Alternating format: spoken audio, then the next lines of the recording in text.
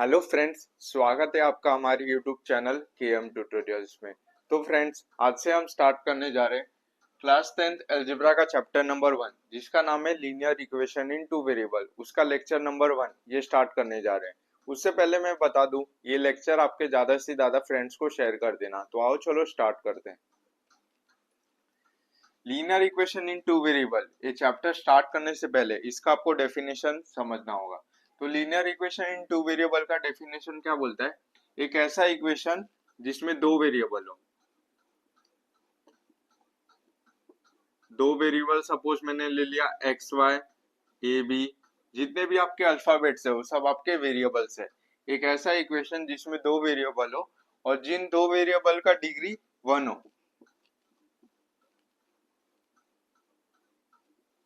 उसे हम linear equation in two variable कहते हैं। मैं एक और बार रिपीट करता हूँ।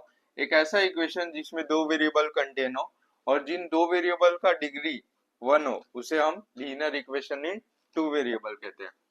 तो एग्जाम्पल देखने से पहले उसका जनरल फॉर्म देख लेते हैं।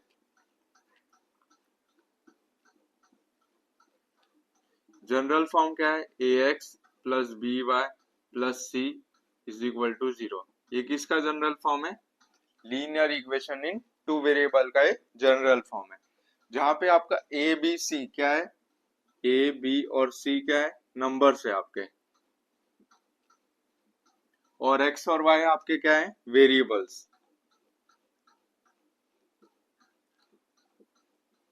सपोज मैंने ले लिया 2x plus 4y plus 7 is equal to 0। तो ये आपका क्या है? Linear equation in two variable. ये आपका इक्वेशन है जो लीनियर है और इसमें दो वेरिएबल है, इसीलिए ये आपका linear equation in two variable है। अब जरूरी नहीं है कि इधर प्लस है तो एग्जाम्पल में भी प्लस होगा।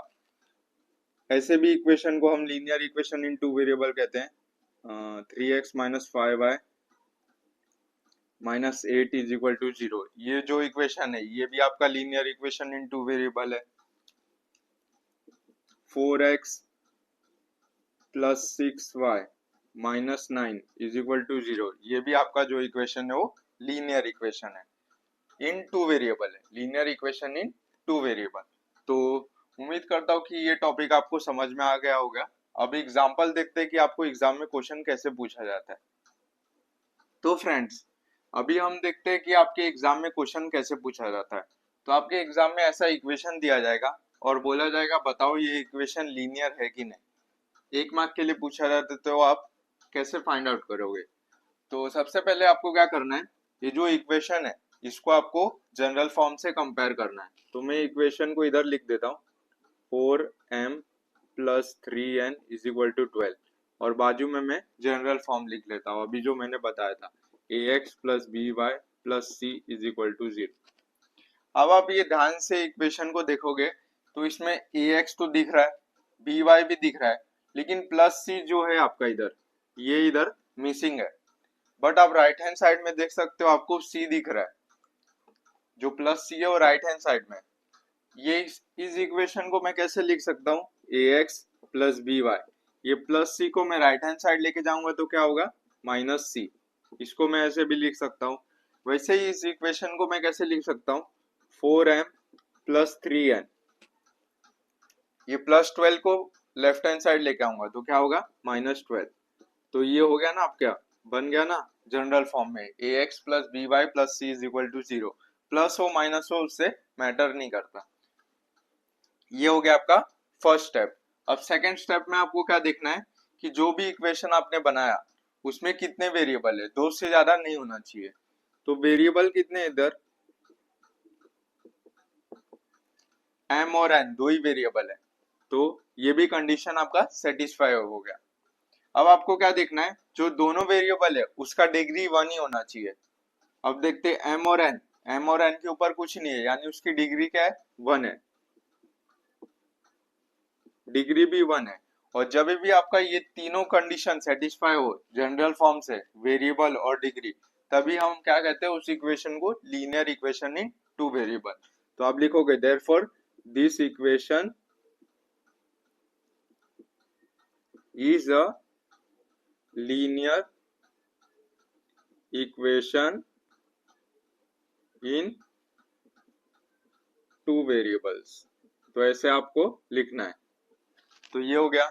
अब देखते हैं सेकेंड एग्जांपल क्या दिया है। 3x² minus 7y is equal to 13। आपको सबसे पहले क्या करना है, ax plus by plus c is equal to 0 general form से कंपेयर करना है। तो मैं जब कंपेयर करूंगा तो क्या आएगा, 3x² माइनस 7y प्लस 13 को लेफ्ट हैंड साइड लेके आऊंगा तो माइनस 13 इज इक्वल टू 0। अब सेकेंड आपको क्या चेक करना है, वेरिएबल। वेरिएबल दो ही होना चाहिए, तो वेरिएबल इधर भी दो ही है, तो वेरिएबल वाला भी कंडीशन क्या हुआ, सेटिस्फाई हो गया। मतलब आपके दो कंडीशन सेटिस्फाई हो गए।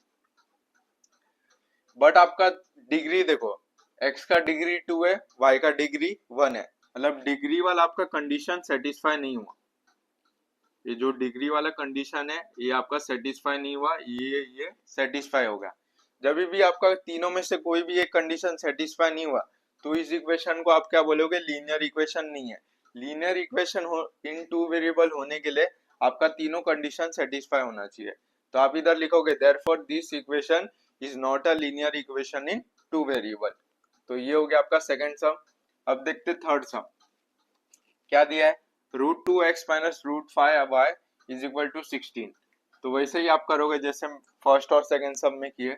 क्या करोगे आप, √2x माइनस √5y और प्लस 16 को लेफ्ट हैंड साइड लेके आओगे तो माइनस 16 इज इक्वल टू 0। अब आपको देखना है कि इसमें वेरिएबल कितने, तो वेरिएबल भी इसमें दो ही है।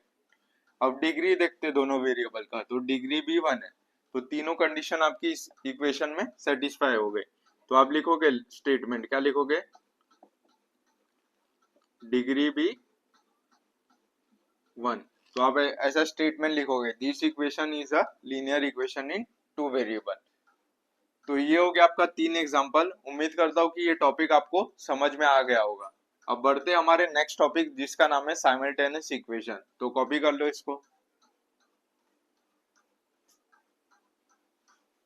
तो फ्रेंड्स बढ़ते हमारे नेक्स्ट टॉपिक पर जिसका नाम है साइमल्टेनियस इक्वेशन। काफी ज्यादा इंपॉर्टेंट है, एक क्वेश्चन कंफर्म आता है आपके एग्जाम में और प्रैक्टिस सेट 1.1 पूरे इस टॉपिक पर बेस्ड है। तो आओ चलो स्टार्ट करते हैं।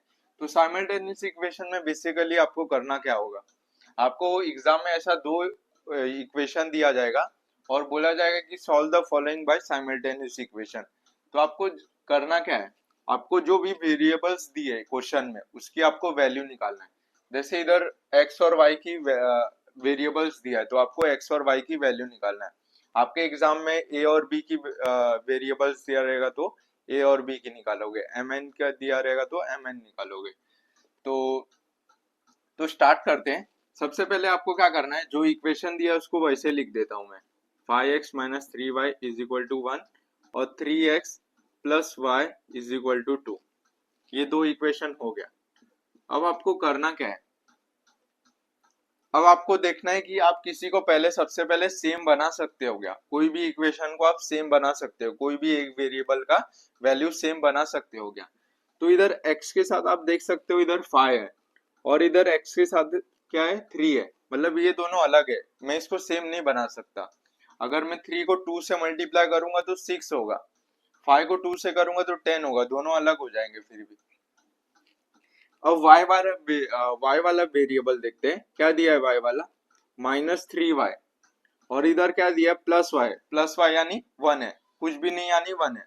तो मैं इसको सेम बना सकता हूँ कैसे, मैं इक्वेशन 2 को 3 से मल्टीप्लाई करूंगा तो सेम बन जाएगा। इधर -3 है तो इधर +3 आ जाएगा, -3 और +3 0 हो जाएगा, उससे मुझे x की वैल्यू मिल जाएगी, मतलब मुझे एक वैल्यू मिल जाएगी। तो ऐसे आपको सॉल्व करना है। सबसे पहले देखना है कि आप किसी को सेम बना सकते हो क्या। तो मैं क्या करता हूँ, जो इक्वेशन 2 है, इक्वेशन 2 आपको जो दिया है उसको मैं मल्टीप्लाई कर देता हूँ। तो आप लिखोगे मल्टीप्लाइंग इक्वेशन 2 बाय, सॉरी मैं 3 से मल्टीप्लाई करूंगा, 2/3 ताकि इधर 3 और 3 आ जाए। तो मैं 3 से मल्टीप्लाई करूंगा तो 9x होगा, 3 3 जा 9 प्लस 1 इंटू 3 यानी 3 और 2 3 जा 6। तो ये आपका बन गया नया इक्वेशन 3। अब मैं क्या करता हूँ, जो आपका इक्वेशन 1 है और जो आपका नया इक्वेशन है वो दोनों को पकड़ता हूँ। तो 5x minus 3y is equal to 8 और 9x plus 3y is equal to 6। अब आप बोलोगे इसमें क्या करना है, तो बेसिकली आपको क्या करना है, इधर -3 और +3 है, ये -3 और +3 कैंसिल कब होंगे, जब मैं ये इस इक्वेशन पूरे दोनों इक्वेशन को मैं ऐड करूंगा। अगर मैं सबट्रैक्ट करूंगा तो दोनों सबट्रैक्ट हो जाएंगे, मतलब कैंसिल नहीं हो पाएंगे।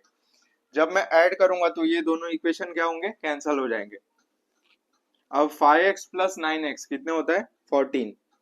14x इज इक्वल टू 8 + 6 कितना होता है, 14। ये हो गया, इससे आपको एक वैल्यू आ गई, x की वैल्यू आ गई। x की वैल्यू क्या आई, 14/14 क्या होता है, 1। तो आपकी x की वैल्यू 1 आ गई है। अब आपको क्या करना है, जब भी आपकी एक वैल्यू आ गई, अब आपको क्या करना है, ये तीनों इक्वेशन में से कोई भी एक इक्वेशन में इसको सब्सटीट्यूट कर देना है। उससे आपको क्या होगी, y की वैल्यू भी मिल जाएगी। तो मैं सपोज इक्वेशन 2 में सब्सटीट्यूट करता हूँ, आप कोई भी इक्वेशन में सब्सटीट्यूट कर सकते हो। तो मैं इधर लिखता हूँ substituting x is equal to 1 in equation 2। तो मैं इक्वेशन 2 में सब्सटीट्यूट कर देता हूँ। क्या है equation 2, 3x + y is equal to 2। तो देयरफॉर 3x की वैल्यू क्या है, 1 + y is equal to 2। Therefore 3 + y is equal to 2। Therefore y is equal to 2। ये +3 को मैं राइट हैंड साइड लेके जाता हूँ तो क्या होगा, -3। तो therefore y is equal to 2 - 3 यानी -1। तो आपकी दोनों वेरिएबल्स की वैल्यू मिल गई। तो आप लिखोगे therefore x, y is equal to 1, -1। तो ये हो गया आपका सम। मैंने क्या किया, मैंने आपको बताता हूँ। जो भी आपको इक्वेशन दिया था मैंने वो दोनों को लिखा। उसके बाद मैंने देखा कि कोई भी कोएफिशिएंट को मैं सेम बना सकता हूँ क्या वेरिएबल्स के। तो इधर x और x ये दोनों को मैं सेम नहीं बना सकता था, ऑलरेडी डिफरेंट नंबर था। इधर y के साथ -3 था, इधर y के साथ कुछ नहीं था यानी 1 था। तो मैं इसको 3 बना सकता था। मैंने क्या किया, इक्वेशन 2 को 3 से मल्टीप्लाई किया, तो इधर ये y और ये y सेम बन गए। अब मैंने क्या किया, ये दोनों इक्वेशन को लिखा, इक्वेशन 1 और इक्वेशन 3 को। अब मुझे क्या करना था, ये दोनों को कैंसिल करना था। ये दोनों को कैंसिल करना था, इसीलिए मैंने एडिशन किया। तो 14x इज इक्वल टू 14, ये दोनों आंसर आए, तो x की वैल्यू 1 आ गया। अब ये x की 1, x इज इक्वल टू 1, ये वैल्यू आप कोई भी एक इक्वेशन में पुट कर दोगे तो उससे आपको y की वैल्यू मिल जाएगी। तो ये हो गया फर्स्ट सम, कॉपी कर लो। अब बढ़ते सेकंड सम पर। तो मैंने ये सेकंड सम लिया, इसको भी आपको बिल्कुल वैसे सेम सॉल्व करना है जैसे मैंने फर्स्ट सम सॉल्व किया। मैं क्या करूंगा, पहले दोनों इक्वेशन को लिख लेता हूँ। तो 3x + 2y is equal to 29, ये आपका हो गया इक्वेशन 1। और 5x - y is equal to 18, ये हो गया आपका इक्वेशन 2। अब आपको क्या करना है, देखना है कि कोई इक्वेशन को मैं सेम बना सकता हूँ क्या। तो इधर x के साथ 5 है, इधर x के साथ 3 है, तो इसको मैं सेम नहीं बना सकता। अब इधर देखते हैं y के साथ, +2 है और इधर y के साथ कुछ नहीं है, माइनस यानी कुछ नहीं यानी -1 है। तो मैं इस इक्वेशन को 2 बना सकता हूँ, कैसे, 2 से मल्टीप्लाई करके। तो मैं क्या करता हूँ, जो इक्वेशन 2 है उसको मल्टीप्लाई कर देता हूँ 2 से। तो आप लिखोगे मल्टीप्लाइंग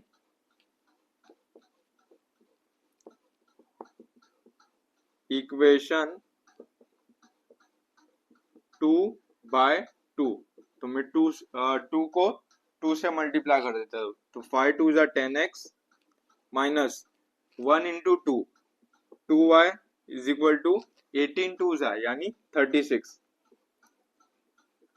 अब मैं इक्वेशन 1 और इक्वेशन 3 को कंसीडर करता हूँ। तो 3x + 2y is equal to 29 और 10x - 2y is equal to 36। अब आपको क्या करना है, ये दोनों को कैंसिल करना है। ये दोनों को कैंसिल करना है तो आपको ऐड करना पड़ेगा। ये +2 और -2 क्या होते हैं, कैंसिल हो जाते हैं, 0 हो जाते हैं। तो इसको कैंसिल करने के लिए आपको हमेशा ऐड करना रहेगा। तो 10 + 3 कितना होता है, 13। x इज इक्वल टू 29 + 36 कितना होता है, 29। 39 49 59 59 और 6 कितना होता है 65, तो 13x इज इक्वल टू 65, तो therefore x is equal to 65 upon 13, तो x की वैल्यू क्या है आपकी 13 के टेबल में 65 कितनी बार आता है 13 4 जा 52 और 13 5 जा 65, तो x की वैल्यू आपकी आ गई 5। अब आपको क्या करना है x की एक वैल्यू आ गई, अब आपको कोई भी एक इक्वेशन में पुट कर देना है, कोई भी तीनों में से एक इक्वेशन में। तो सबसे इजी इक्वेशन कौन सा लग रहा है, मैं सपोज पुट कर देता हूँ 2 में, तो आप लिखोगे सब्सटीट्यूटिंग या पुटिंग कुछ भी लिख सकते हो आप, मैं लिखता हूँ सब्सटीट्यूटिंग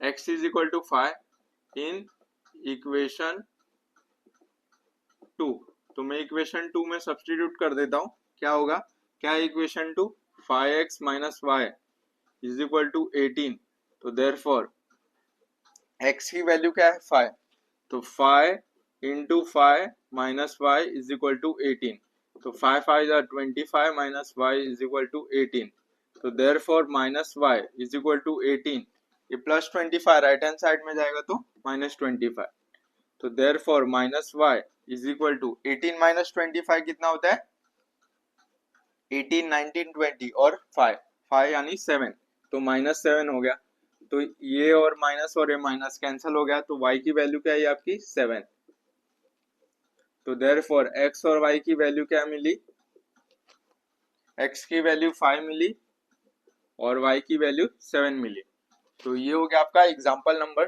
2, तो इसको कॉपी कर लो। तो फ्रेंड्स उम्मीद करता हूँ कि आपको आज का लेक्चर समझ में आया होगा। आज हमने कुछ नहीं किया, बेसिक्स देखा जो आपके प्रैक्टिस सेट 1.1 के लिए इम्पोर्टेंट है। नेक्स्ट लेक्चर में हम लोग प्रैक्टिस सेट 1.1 स्टार्ट करेंगे। तो फ्रेंड्स मिलते हैं नेक्स्ट लेक्चर में, तब तक के लिए बाय बाय, जय हिंद।